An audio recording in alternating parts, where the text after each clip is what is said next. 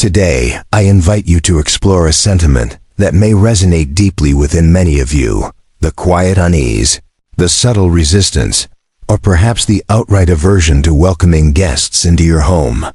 This feeling, though often dismissed as mere social discomfort, is far more than a fleeting irritation. It is a whisper from the soul, a signal from the depths of your being that beckons us to examine its meaning. Why does the prospect of a visitor stir such unrest? What does this reveal about the nature of your soul? Allow me to guide you through this phenomenon, drawing upon the principles of analytical psychology to uncover the profound truths hidden within this seemingly simple preference. Home as a mirror of the soul. Let us begin with the home itself. For it is no mere physical space, but a potent symbol of the self. In my work, I have often spoken of the self as the totality of the psyche, encompassing both the conscious ego and the vast mysterious unconscious. Your home, with its walls, rooms, and sacred corners, is an external reflection of this inner world. The threshold of your door is the boundary between your individual psyche and the collective world outside. The rooms within your study, your bedroom, your quiet nook by the window are like chambers of the soul, each holding memories, emotions, and fragments of your being. When you invite a guest into your home, you are, in a symbolic sense, allowing another psyche to cross this sacred threshold. For some, this act is a joyful communion, a sharing of warmth and connection. But for others, it feels like an intrusion, a disruption of the delicate balance that your home represents. If you find yourself dreading the arrival of guests, it may be that your soul is fiercely guarding its sanctuary, signaling a need to protect the inner world from external forces. This is not a sign of inhospitality or flaw, but a profound message from the psyche, urging you to explore the boundaries of yourself and the relationship you have with your own soul. The introvert's sanctuary, and the power of solitude. In my studies of human temperament, I have identified two fundamental attitudes: introversion and extroversion. The extrovert thrives in the outer world, drawing energy from social interactions, external achievements, and the vibrancy of collective life. The introvert, however, finds vitality in the inner world of thoughts, feelings, and reflections. For the introvert, the home is not merely a place of rest, but a sacred temple where the soul can unfold, where the unconscious can speak without the clamor of external demands. If you dislike having guests, it may be that your soul leans toward introversion. The introvert's home is a sanctuary where the psyche can engage in its most profound work, the exploration of the self. In solitude, you are free to listen to the whispers of the unconscious, to encounter the archetypes that dwell within: the wise old man, the great mother, the trickster, the anima or animus. These are not mere abstractions but living forces that shape your dreams, your intuitions, and your deepest desires. A guest, even one with the best intentions, brings their own energy, their own projections, their own unconscious demands. For the introvert, this can feel like a violation, a disruption of the sacred dialogue between the conscious and unconscious mind. This resistance is not a rejection of others, but a testament to the introvert's need for authenticity and depth. Superficial conversation, forced pleasantries, or the expectation to perform socially can feel like a betrayal of the soul's yearning for meaning. Your discomfort with guests may be your soul's way of protecting the space it needs to engage in this inner work, to preserve the silence in which it can hear its own voice, the shadow and the mirror of the guest. Let us delve deeper into the psyche. For the aversion to guests may also point to the presence of the shadow, that hidden part of yourself that contains all you have repressed, denied, or deemed unacceptable. The shadow is not inherently negative, though it may feel threatening. It is simply the unacknowledged aspects of your being, waiting to be integrated into the whole. When a guest enters your home, they bring with them the potential to mirror these hidden qualities, stirring feelings you may not be ready to face. Imagine a guest whose boisterous laughter fills your quiet home. Their carefree demeanor might awaken a suppressed desire for spontaneity within you, a desire you have buried beneath layers of control or responsibility. Or perhaps a guest's probing questions about your life touch on insecurities you have kept locked away. The soul, sensing this, may resist the guest's presence as a way of avoiding these uncomfortable truths. Yet, in this resistance lies an opportunity for growth. By acknowledging your discomfort, you can begin to ask, what does this guest represent in my psyche?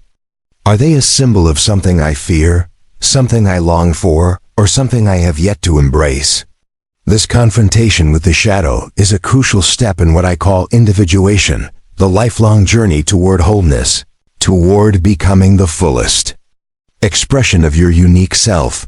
To dislike guests may be a sign that your soul is engaged in this process, fiercely guarding the space it needs to wrestle with its own contradictions. It is not about rejecting others, but about creating the conditions for inner transformation, for integrating the light and shadow of your being into a harmonious whole. The archetype of the stranger and the collective unconscious. Now, let us consider the guest as an archetype, a universal symbol that resonates across the collective unconscious. In the myths and stories of all cultures, the guest often appears as the stranger, a figure who brings both danger and opportunity. In Greek mythology, the stranger might be a god in disguise, testing the hospitality of mortals. In fairy tales, they might be a wanderer bearing wisdom or a trickster sowing chaos. When you invite a guest into your home, you are, in a sense, inviting the stranger into your psyche, and this encounter carries the potential to disrupt, challenge, or transform. If you recoil from guests, it may be that your soul senses the transformative power of the stranger and is not yet ready to face it. This is not a sign of cowardice, but a recognition of the profound impact that others can have on your inner world. The stranger, as an archetype, represents the unknown, the uncharted territory of the psyche. To open your door to them is to invite change, to risk the stability of the known for the possibility of growth. Your soul, in its wisdom, may be urging you to prepare to strengthen your inner foundations, to deepen your self-awareness before welcoming this transformative force. Yet, there's a shadow side to this resistance. To perpetually avoid the stranger is to risk stagnation, to remain locked in the safety of the familiar rather than embracing the growth that comes from encounter. The soul thrives on balance, between solitude and connection, between the inner and the outer, between the known and the unknown.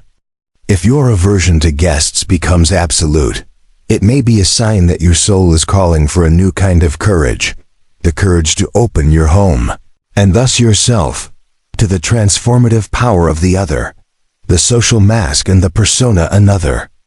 Layer to consider is the role of the persona, the social mask we wear to navigate the external world.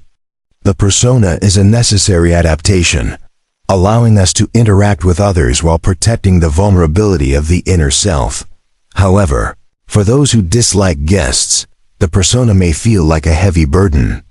Hosting guests often requires you to don this mask, to smile, to make small talk, to play the role of the gracious host. For the introvert or the individual deeply engaged in individuation, this can feel inauthentic, a betrayal of the soul's desire for truth and depth. Your aversion to guests may be your soul's rebellion against the persona, a refusal to sacrifice authenticity for social convention. This is a powerful statement, a declaration that your inner world demands precedence over external expectations. Yet, the persona is not your enemy. It is a tool, a bridge between the inner and outer worlds. The challenge lies in finding a balance, wearing the persona lightly, allowing it to serve you without eclipsing the truth of your soul. The soul's call to individuation, at its core. The discomfort with guests is a call from the soul to engage more deeply with the process of individuation. This journey is not about isolating yourself from others, but about knowing yourself so fully that you can meet others without losing yourself. It is about creating a home both literal and symbolic that is strong enough to welcome the stranger without being overwhelmed by their presence. It is about integrating the light and shadow, the conscious and unconscious, the individual and the collective, into a harmonious whole. To those of you who feel this discomfort, I urge you to listen to it with curiosity rather than judgment.